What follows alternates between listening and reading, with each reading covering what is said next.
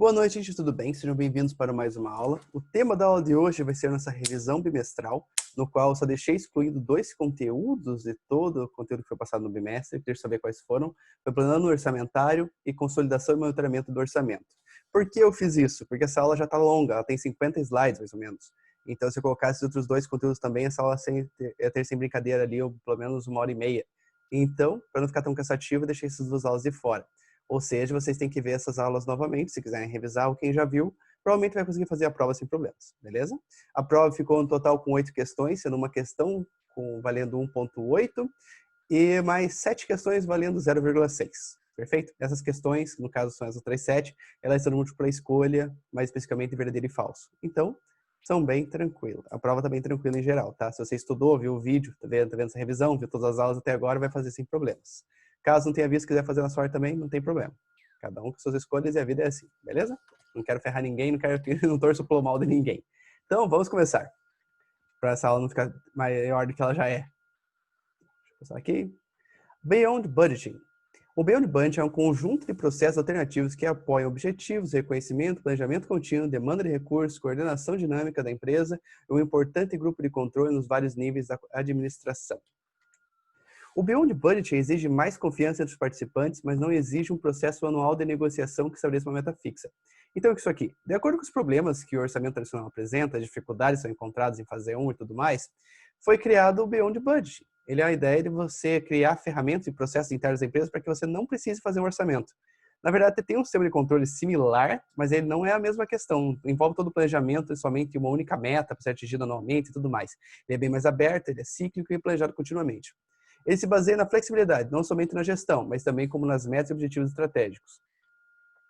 Os principais problemas observados no modelo tradicional são manipulação de números para atingir os resultados almejados, ou seja, a pessoa, ela estimulou aquela meta de orçamento e vai gastar tanto em tais pontos ali. Muitas vezes, para ela conseguir atingir aquilo lá, ela pode vir a mascarar um problema ou outro. Por exemplo, ela pode pegar e jogar um defeito para uma outra área. Um gasto que está tendo nessa área aqui pode jogar na conta da outra, porque a outra está sobrando. Isso aí pode acontecer por baixo dos panos. Então, esse tipo de manipulação da verdade é um grande problema para a empresa, porque dessa forma ela não consegue rastrear exatamente onde os problemas estão acontecendo. O alto custo para sua elaboração, porque exige profissionais que entendam o que estão fazendo, exige profissionais para ficar monitorando, exige pessoas dedicadas especificamente para isso, então é um processo caro. E também exige a participação de outras pessoas que não estão diretamente envolvidas, para que o processo possa sair mais fidedigno, mais realista e melhor calculado. E a falta de conexão do orçamento com o ambiente supercompetitivo do mundo atual. Ou seja, hoje em dia você tem que tomar decisões rápidas. Se você demorar para tomar uma decisão, por exemplo, uma coisa aconteceu com o teu concorrente, se você demorar 3 meses para fazer uma resposta àquilo dentro da sua empresa, provavelmente esse concorrente em breve vai ter outra coisa e você nunca vai conseguir acompanhar. Então, o mercado atualmente exige que a empresa se adapte constantemente para sobreviver, principalmente quanto mais competitivo for o mercado. Ou seja, se a empresa planejou um orçamento específico para cada coisa que ela tem ali, mas o mercado modificou todo esse cenário, ela tem que atualizar ele rapidamente.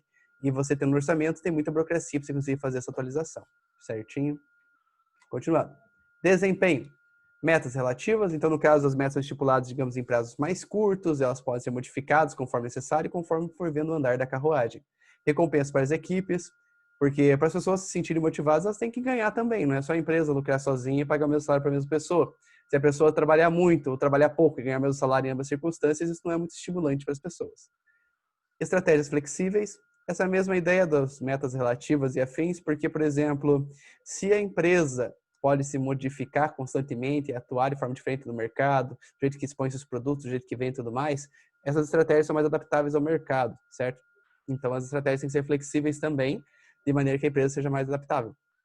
Dinâmica, vem no mesmo conceito de você reagir rapidamente e conseguir ter respostas mais rápidas para o mercado, mais ágeis. Controle com base em medidores e indicadores de desempenho.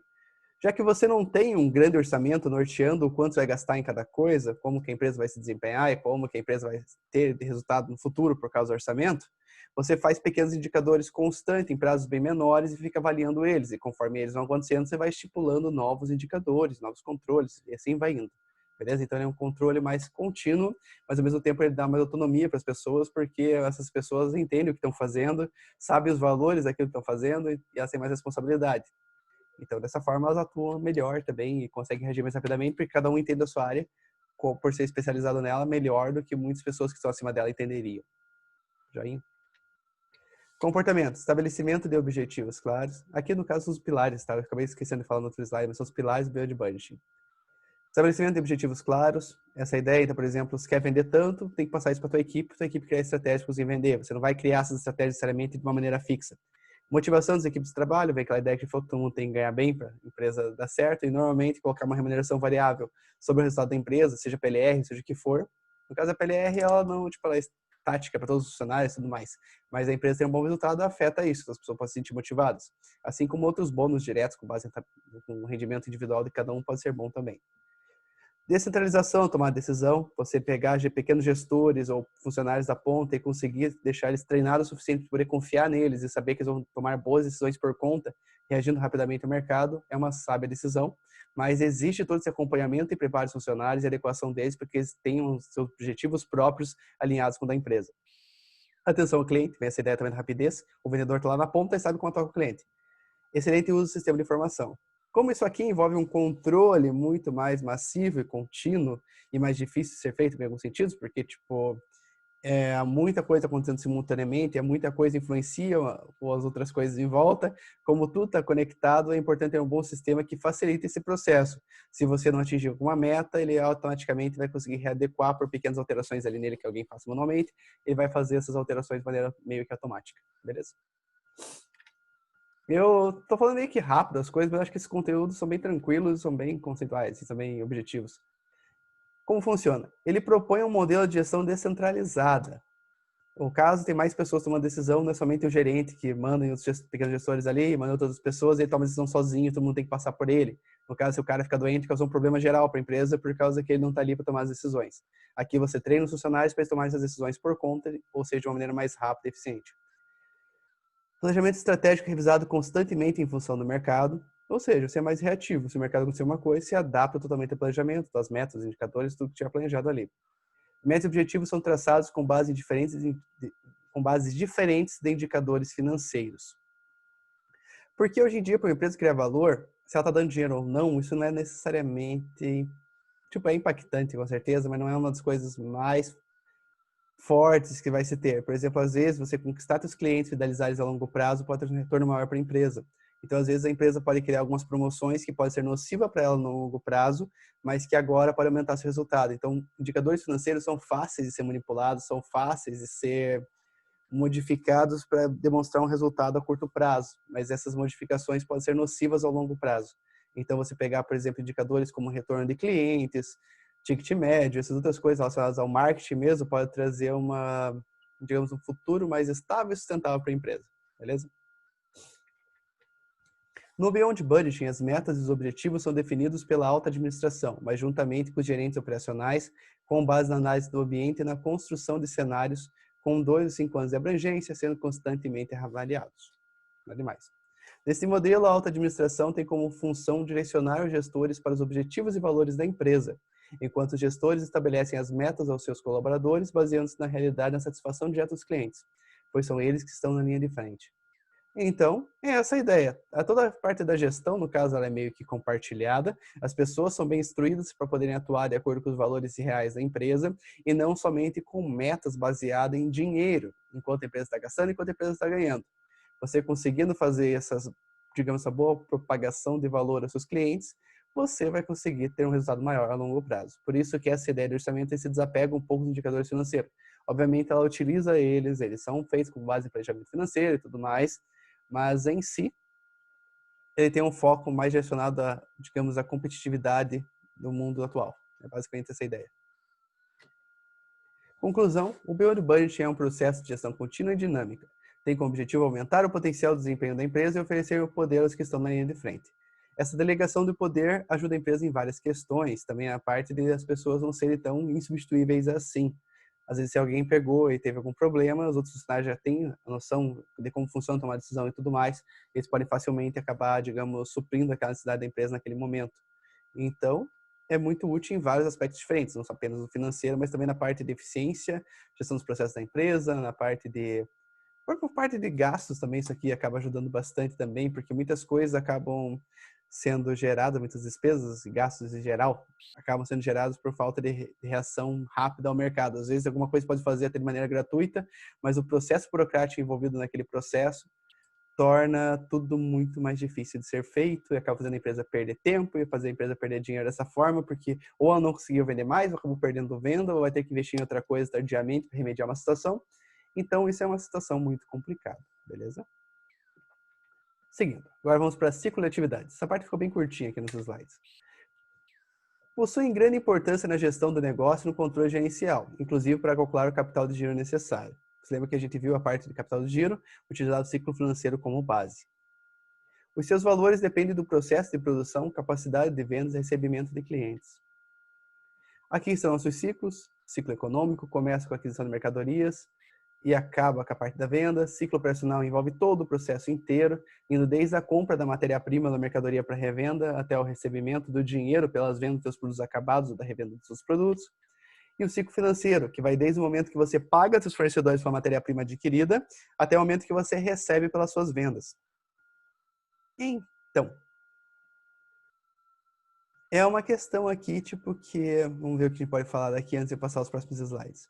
Os ciclos em si indicam praticamente quanto a empresa corre de risco em vários aspectos diferentes. Por exemplo, o ciclo, no caso, todos eles acabam sendo meio proporcionais, uma direção ou outra.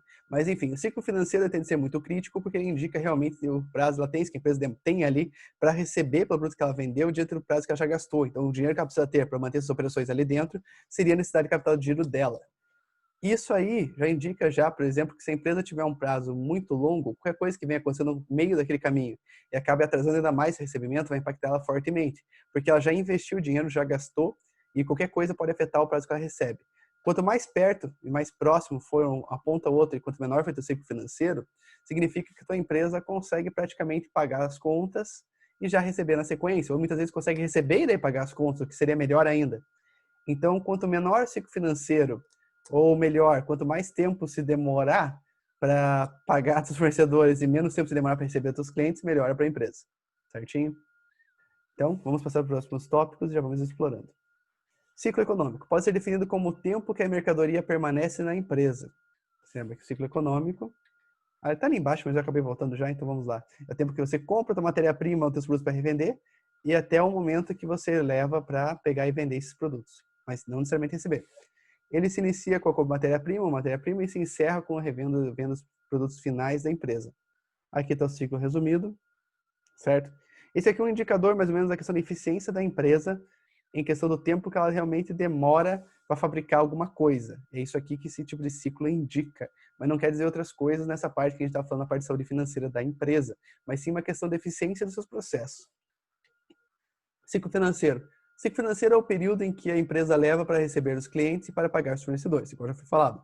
Quanto menor for o prazo de recebimento e maior for o prazo de pagamento, melhor será para a empresa.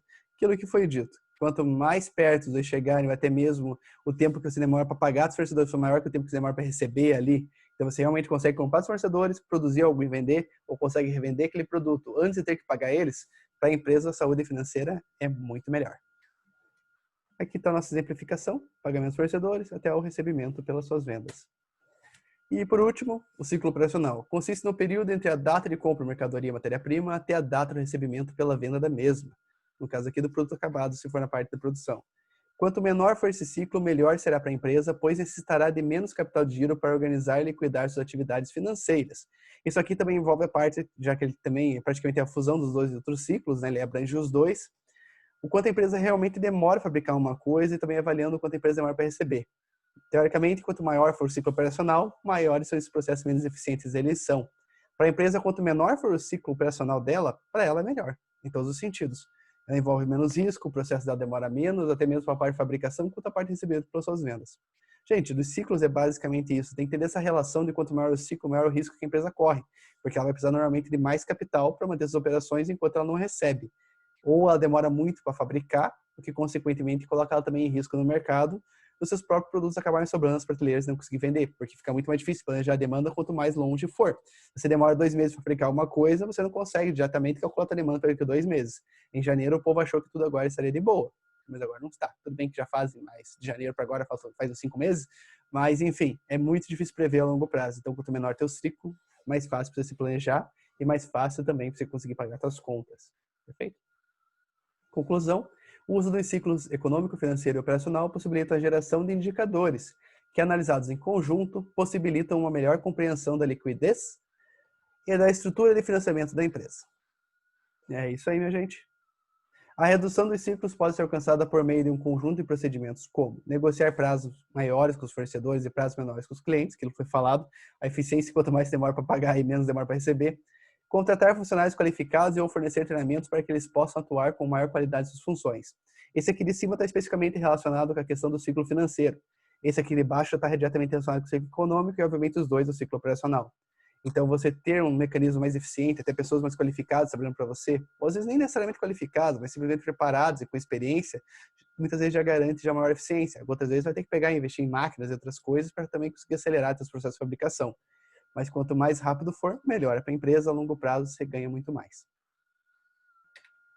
Liquidez e rentabilidade.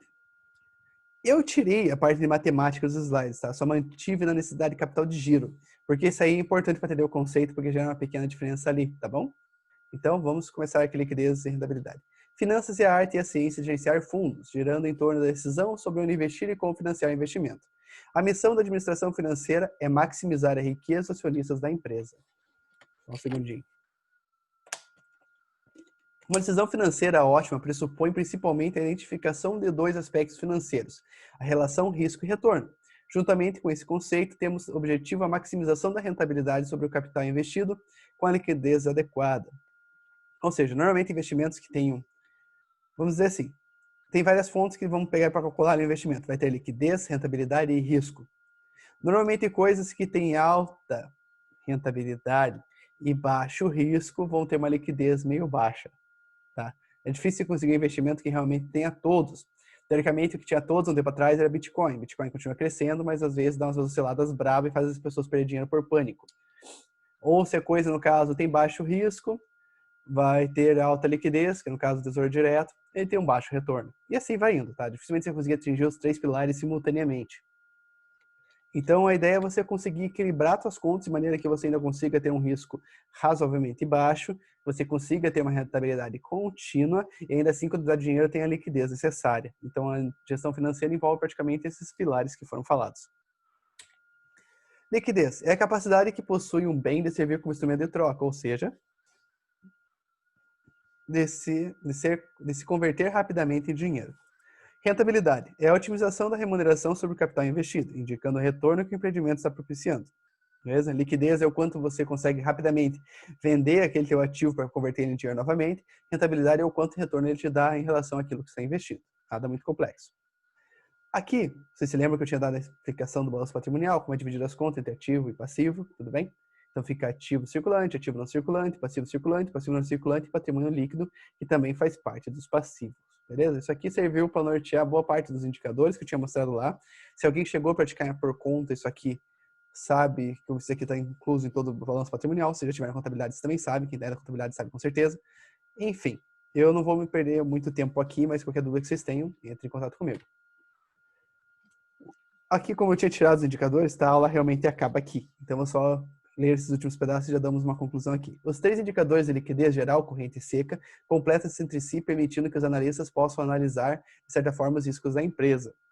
Você lembra que o que era? As três formas envolviam você analisar dentro da conta de ativos, alguns itens específicos. Então, alguns eu considerar estoque, outros eu considerar somente ali, tipo, as partes que são mais conversíveis facilmente em dinheiro. Então, a ideia disso aqui é analisar realmente a empresa, a propensão dela ter, teoricamente, ali, caixa para conseguir arcar com suas obrigações. Isso aqui que os indicadores de liquidez indicam. Indicadores de retorno, por sua vez, indicam a vitalidade da empresa, sendo que a mesma pode deteriorar devido à fraca capacidade de gerar lucro. Muitas empresas, quando chegam ao ponto de maturidade, acabam tendo um lucro cada vez mais contínuo e menos crescente. E a tendência, se a empresa não continuar se reinventando e aumentando seu lucro por novas fontes, isso acaba piorando e o lucro vai cada vez diminuindo mais até o momento que a empresa se torna insustentável. Então, é necessário que a empresa tenha o seu próprio negócio, o seu core business rentável. Porque muitas vezes a empresa pode ter uma boa administração financeira em várias áreas, pode ter investido em outras empresas, pode ter outras controladas por ela mesma, mas, em geral, a empresa principal não é muito lucrativa. Isso aí é um problema porque indica uma fraca capacidade da empresa crescer no futuro e também acaba ganhando menos investidores no mercado, menos pessoas compram suas ações. Então, para a empresa, é importante inovar constantemente para o mercado sentir confiança nela e mais pessoas poderem investir nela e continuar crescendo. Dessa forma, consegue manter suas operações com mais certeza. Se a empresa simplesmente se acomodar e tentar manter o negócio para sempre, pode vir um negócio disruptivo e acabar com a empresa de uma hora para outra, certo? Teorias do cisne negro. Vamos continuar. Começamos agora capital de giro. Eu sei, gente, que é muito conteúdo diferente. Estou falando bastante, mas essa aula ainda vai ficar ainda mais longa. Mas em si, ela já tranquiliza para quem já viu as aulas do passado, poder fazer a prova sem ter que ver tudo. Então, gente, vamos lá, força na peruca e vamos continuar. A administração do capital de giro é imprescindível para aqueles que visam a longevidade e lucratividade da sua empresa. Segundo uma pesquisa realizada pelo Sebrae em 2011, a maior causa da mortalidade precoce das empresas de pequeno e médio porte é exatamente a má administração da capital de giro. É comum presenciarmos empresas que, no início das suas vidas, investem muito do seu capital disponível em ativos fixos, por qualquer motivo que seja, deixando assim de manter uma reserva para cumprir com as suas obrigações de curto prazo.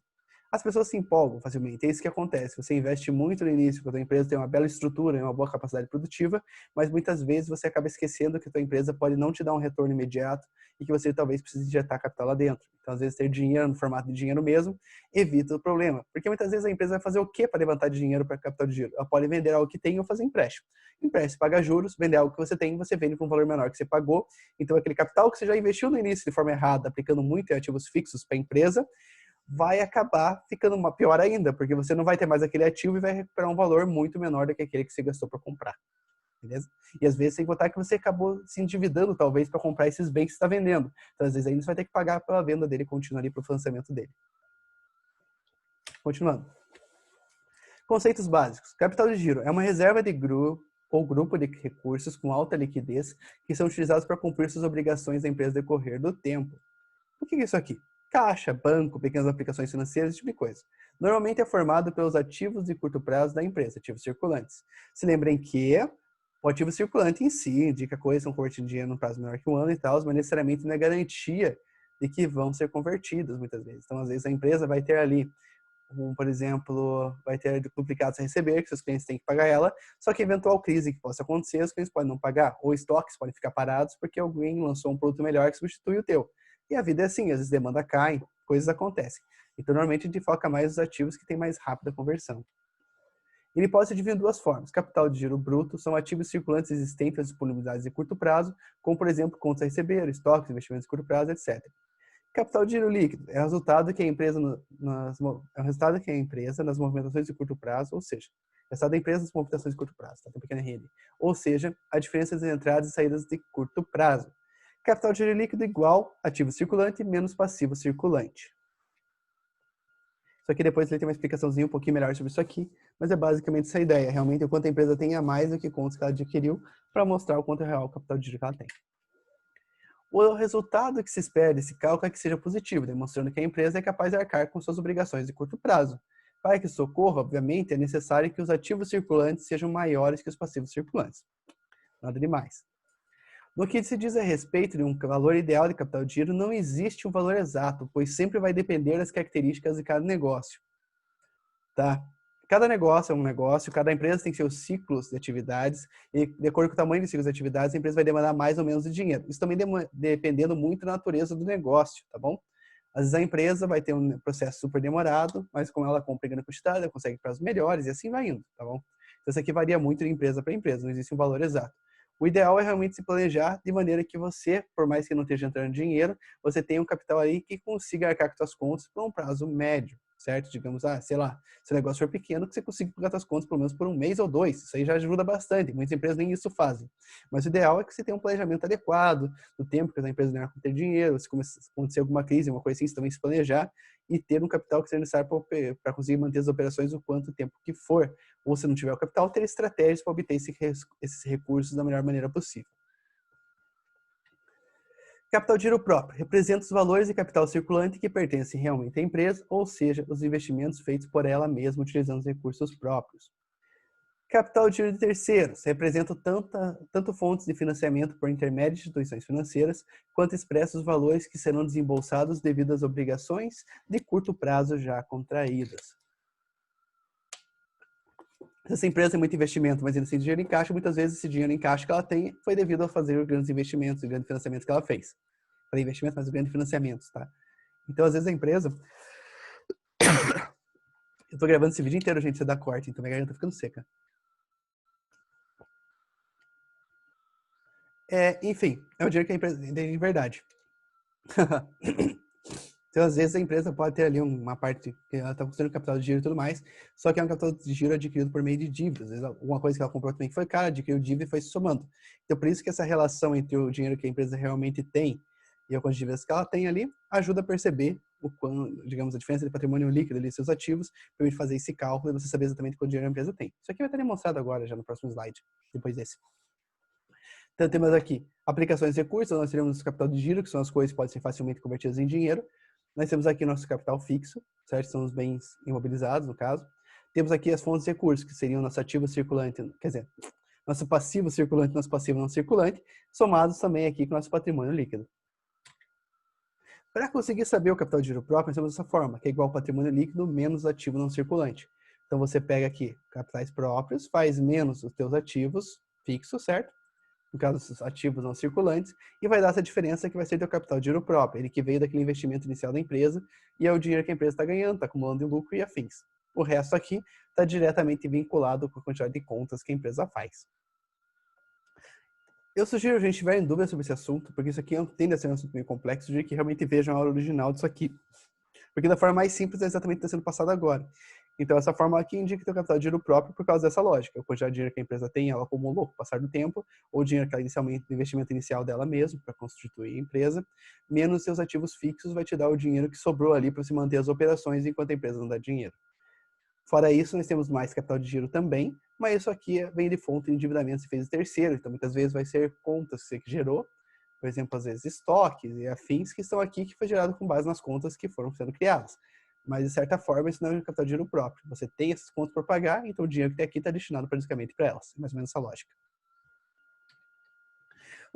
Conclusão. O capital de giro é fortemente influenciado pelas incertezas existentes no mercado, as quais são inerentes a todo tipo de atividade empresarial. Sendo assim, o administrador financeiro deve buscar um equilíbrio entre o volume de sua reserva de capital e o quanto deverá ser investido nos ativos permanentes da empresa. Beleza? Essa proporção indica realmente se a empresa está com uma saúde financeira ou não, em muitos casos. O que pode ocasionar problemas em relação ao capital de giro. Má gestão da empresa, o que faz elevar os custos fixos, sazonalidade nas vendas. Deixa eu ver se o microfone está funcionando ok. Está funcionando ok. Ciclo sazonalidade das vendas, ciclo operacional e financeiro muito longos, dificuldades de recebimentos, estoque parado, empréstimo e financiamentos obtidos a custos muito elevados, entre outros. Então, em geral, muitas coisas são coisas que você consegue prever, por exemplo, pequenas variações que podem acontecer no mercado. Entre outras, você consegue se planejar melhor. Por exemplo, você sabe em algumas épocas do ano, por exemplo, alguém que tem uma floricultura vai vender muito mais, provavelmente em algumas datas, como por exemplo, Dia dos Namorados, Dia das Mães e afins. Ao mês das noivas, por exemplo, você consegue planejar muito bem esses períodos de maneira que você não acabe gastando e gerando estoque desperdiçado nesses períodos. Isso vale para boa parte do comércio. Então, você calcular corretamente essas sazonalidades, ter conhecimento dos seus ciclos, saber o que pode afetar, fazer alguém ser inadimplente com você, ou alguma coisa que, tipo, por exemplo, está ficando com o estoque parado, cria uma promoção para vender mais, faz uma venda conjunta, faz o que for necessário para conseguir fazer a tua empresa funcionar e circular dinheiro dentro dela, beleza? Normalmente a empresa, o que mata ela é a não previsão e não planejamento, não necessariamente os eventos adversos que acontecem. Obviamente pode acontecer alguma coisa que nem estamos passando agora, mas esse tipo de situação é muito mais rara. Normalmente é um mau planejamento mesmo. Como você otimiza o capital de giro? Menos estoques, então você tem que tentar vender mais rápido, certo? Não deixar todo o material parado. Maior prazo de pagamento, negocia com o seu fornecedor para poder faturar por mais tempo. Menor prazo de recebimento, negocia com seus clientes, muitas vezes fazendo promoção, entre outras coisas, de maneira que eles consigam ter um retorno melhor para eles e para a empresa mesmo estar recebendo à vista. E menor tempo de atravessamento. Você tem uma empresa em geral mais eficiente, que você demora menos tempo para produzir, menos tempo para vender, todos os processos e ciclos ali tornam a empresa mais saudável. Beleza? Quanto mais rápido a empresa produz, mais rápido a empresa vende, mais rápido a empresa recebe, melhor é para ela. Tá? Isso aqui é uma coisa bem simples e bem intuitiva. Necessidade de capital de giro e efeito tesoura. Vamos ver. Necessidade de capital de giro. A necessidade de capital de giro permite identificar a quantidade mínima de dinheiro que a empresa precisa ter para manter as suas atividades. Quanto maior for o ciclo financeiro, maior será a necessidade de capital de giro e vice-versa. Ele é um indicador, que vai indicar complicado de ser calculado, uma vez que existem diferentes maneiras de se expressar os seus resultados. Lembra que aquilo, eu sei que isso gerou confusão na galera, do porquê necessidade de capital de giro quando a fórmula da positiva é ruim. Mas daqui a pouco eu vou explicar isso aqui um pouquinho melhor. Existem duas formas principais de se calcular a necessidade de capital de giro, NCG.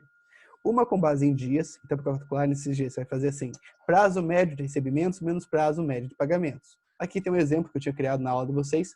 Todos os slides que eu passei aqui eu já tinha passado eles nas aulas, tá? Eu peguei eles aqui para não dar grande divergência, mais ou menos do que eu tinha passado antes, e passei nas listas que eu passei agora. Exemplo, prazo médio de recebimento, 60 dias, prazo médio de pagamentos, 21 dias. Então você pega aqui e faz a subtração dos dois, vai dar NCG de 39 dias. Isso aqui não é um valor monetário, mas você consegue avaliar, por exemplo, o quanto a empresa está tendo melhor desempenho ao decorrer do tempo. Então, você avalia a tua necessidade de capital de giro, por exemplo, de um ano para o outro, um semestre para o outro, de um mês para o outro, e dessa forma você vai avaliando se a sua empresa está melhorando ou não. Esse tipo de indicador é muito útil para esse tipo de situação.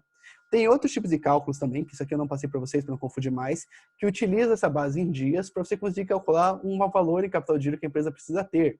Você vai ver o quanto a empresa gasta, vai fazer essa composição aqui em dias, vai distribuir pelos dias e vai conseguir dessa forma calcular ali o quanto a empresa precisa ter capital de giro. Isso aqui não é tão preciso, por isso até que eu não passei, tá? Mas é um cálculo que é utilizado na matemática financeira. Então, se quiserem saber mais sobre isso, entre em contato comigo que eu aviso para vocês e passo, beleza? Fora isso, vamos tentar não criar mais complicações para vocês. Temos aqui novamente a demonstração do balanço patrimonial, tá? Não mudou nada em relação ao primeiro exemplo. E agora aqui temos o segundo modelo. Necessidade de capital de giro com base em pontos a receber mais estoques, menos fornecedores, salários e impostos. Esse aqui que é aquele que é complexo, porque se ele der positivo é ruim, se der negativo é bom. Então vamos fazer esse exemplo aqui. Contas a receber, 16 mil, estoques, 12 mil, fornecedores, 5 mil, salários, 8 mil, e impostos. Nossa, aqui tá mantive o zero ainda aqui, eu corrigindo um slide, não corrigindo o outro, meu Deus. Enfim, vai ficar 2 mil aqui. Então, a necessidade de capital de giro vai ficar 16 mil e 12 mil, que dá 28 mil, menos 5 mil, menos 8 mil, menos 2 mil, que vai dar menos 15 mil. Então, nesse caso aqui, a necessidade de capital de giro daria 13 mil reais, certo? Por que isso aqui, quando dá positivo, é ruim? Porque significa que boa parte do teu capital está investido aqui em contas a receber e estoque, ou seja, endividamento com os teus clientes, no caso, os clientes endividados com você, que muitas vezes pode resultar em inadimplência e não pagamento, às vezes até mesmo atrasos, até mesmo atrasos. E estoques, que é o valor que você tem ali parado de produtos acabados ou que estão para venda e que não estão circulando. Então, naturalmente, quando essas contas forem menores, significa que o dinheiro que foi gasto com fornecedores, salários e impostos tende a estar já convertido em caixa, significando que a empresa vendeu à vista ou em prazos mais curtos. Então, isso aqui, normalmente, se der positivo, significa que você tem muito dinheiro parado em contas a receber em estoque, que você está demorando para receber e que o dinheiro não está circulando. Se ele der negativo, o dinheiro que foi gasto por isso aqui tem que estar em algum lugar. Tudo bem que pode ter situações atípicas, a empresa está numa crise tremenda, ela vai ter um monte de dívidas, um monte de gastos, não está ganhando nada. Pode até ser, por isso que tem que se analisar a empresa caso a caso. Tem dois tipos de análise financeira que normalmente se faz para investimentos. Uma delas é a análise técnica, que é você pegar e analisar gráficos e afins, e a análise fundamentalista, que é você pegar e realmente analisar o histórico da empresa. Quando você está analisando uma empresa, você tem que utilizar as duas metodologias. Uma delas é analisar o histórico da empresa, o negócio dela, como que ela atua, como responde e tudo mais. E outra é analisar o desempenho dela, seja financeiro, com base em números e afins.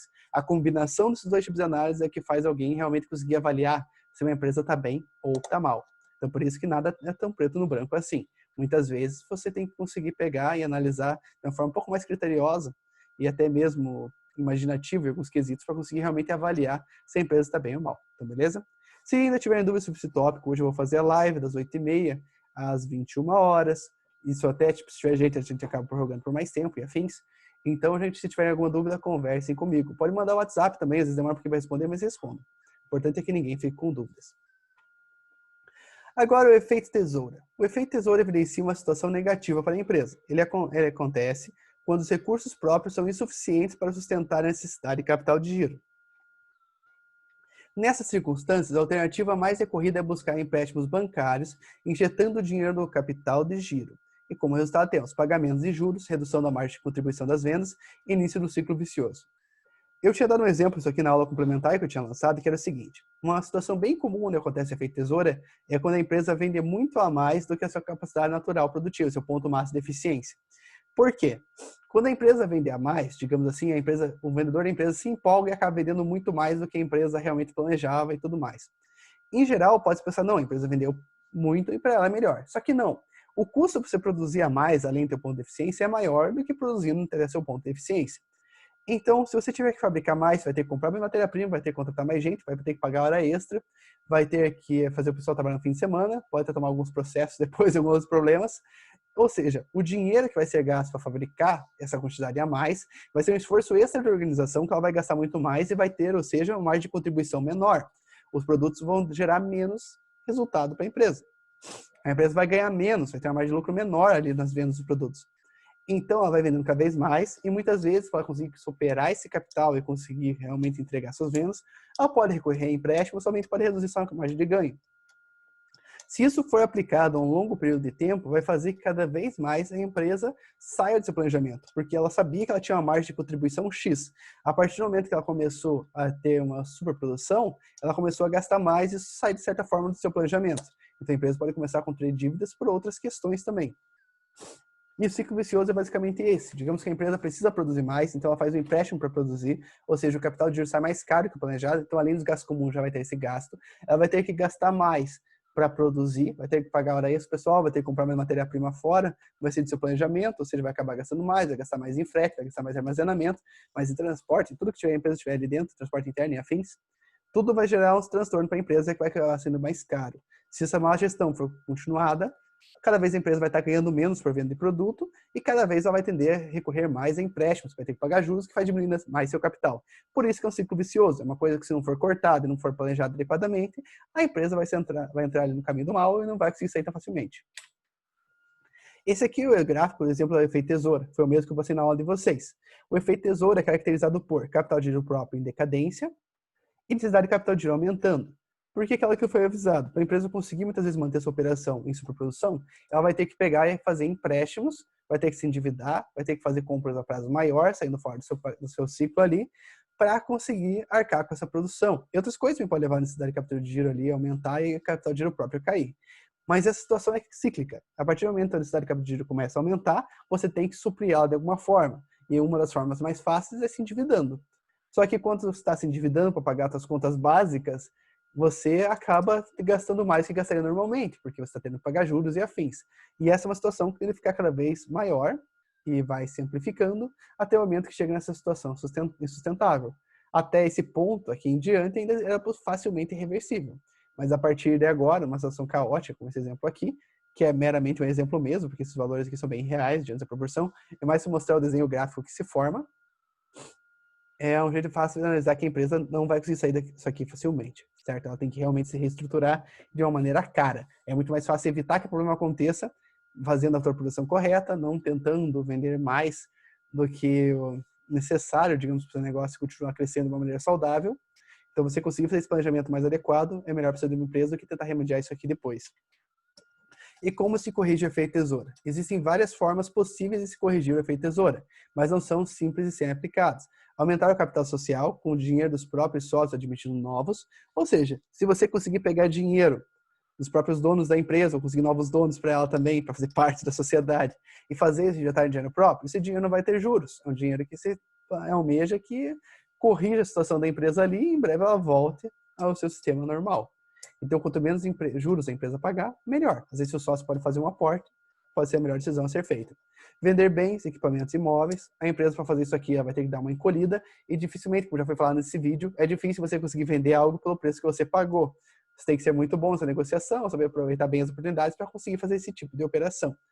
Normalmente, se a empresa for fazer, não vai dar tão certo. Então, ela vai conseguir diminuir essa estrutura, às vezes vai gastar menos, mas também é um custo alto. Foi realmente o dinheiro que vai ser perdido ali. Negociar melhores prazos com os fornecedores. Às vezes você precisa de mais capital agora para operar. Você pode somente fazer uma dívida dos fornecedores, sem juros, sendo feito uma negociação boa. Você pode conseguir ali superar a tua necessidade sem que isso vire uma crise cíclica.